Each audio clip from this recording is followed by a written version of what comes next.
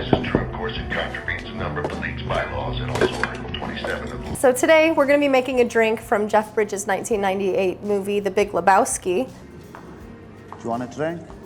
Yeah, sure. White Russian. You may be familiar with it. It's called the White Russian, and it's not a drink with a whole lot of ins, a whole lot of outs, or a whole lot of what have yous. It's simple to make. 3 ingredients. We're going to be using Tito's vodka.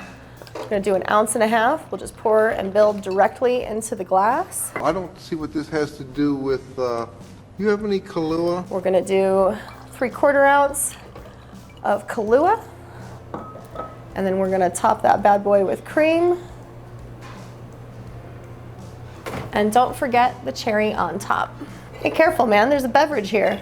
Hey, careful, man. There's a beverage here, huh? Almost tastes like a mocha shake. It's delicious. And if you don't like it, then... You know, that's just like your opinion, man. Thank you for joining us today. Don't forget to like and subscribe so you can keep up with all the fun things going on here at Vernon's Speakeasy. Click the button below so that you can come in and try some of these fabulous cocktails yourself. Cheers.